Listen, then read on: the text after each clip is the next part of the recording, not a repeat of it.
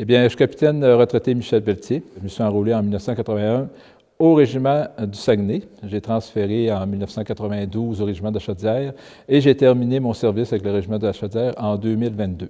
Je suis toujours actif auprès de la communauté militaire. Maintenant, je donne du bénévolat. Je suis le président de l'amicale du régiment de la Chaudière. Je suis allé 2 fois en Afghanistan. Je suis allé en 2007. Ensuite, je suis retourné en 2010 avec la coopération civile-militaire, communément appelée dans le jargon militaire le CIMIC. J'étais chef d'équipe COSIM ou CIMIC. On faisait partie de l'équipe provinciale de reconstruction. Et puis, ce qu'on avait comme tâche, c'était beaucoup de liaison avec la population civile. Liaison avec les maires de village, avec les chefs de district. Donc, c'était de connaître les joueurs clés de notre secteur d'opération, de connaître également les coutumes de la population avec laquelle on avait à travailler, d'aviser la chaîne de commandement s'il voulait faire des opérations, qu'est-ce qu'il devait faire attention, puis également d'aviser la population s'il venait des opérations et de minimiser l'impact de nos opérations sur la population. C'est un facteur qu'on oublie souvent, mais qui est très important pour éviter de se créer des insurgés qu'on ne voudrait pas parce qu'on a fait des mauvaises actions dans un secteur donné. Ça a l'air simple, mais sur le terrain, c'est très compliqué. Connaître qui est chef de tribu. L'Armée canadienne avait comme mandat, avec les forces de coalition, parce qu'on n'était pas seul, il y avait d'autres nations, c'était de stabiliser ce secteur-là, l'Afghanistan. Pour partir en Afghanistan, c'était beaucoup de préparation. On parle d'environ 1 an de préparation pour un 6 mois de déploiement. Dans la première année, ce qu'on faisait, c'est qu'on arrivait dans les bataillons. On apprenait à travailler avec le personnel des bataillons. On apprenait leurs drills, on apprenait leurs opérations, comment ils travaillaient. Par la suite, on partait pour une couple de mois à Wainwright, en Alberta, pour mettre en pratique tout ce qu'on avait appris. Il y a un stress qui s'installe avant qu'on parte. On regarde les nouvelles, on regarde ce qui se passe à la télévision.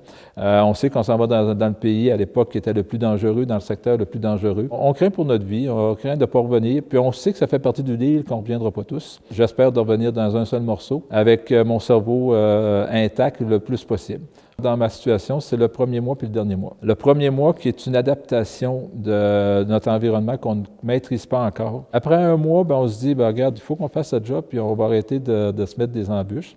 Puis le dernier mois, on se dit, regarde, ça fait 6 mois que j'ai déjoué à peu près tous les pronostics, qu'il ne m'est rien arrivé. J'espère que me retourner à la maison d'un seul morceau. Donc le dernier mois, je trouvais ça très difficile, puis le premier mois. Pour l'avoir vécu, le fait d'embarquer dans le véhicule, puis d'avoir des soldats qui nous suivent, ça ne nous tente pas tout le temps.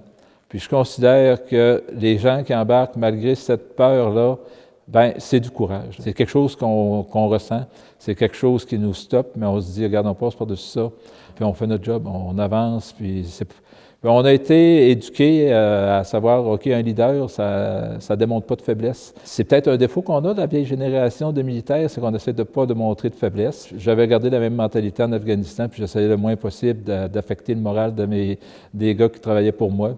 Donc, j'étais en avant, j'embarquais dans le véhicule, il arrivait à des situations dangereuses, puis je restais en avant avec eux autres. Il ne m'est rien arrivé de dangereux. On a frappé des mines, on a frappé à peu près n'importe quoi.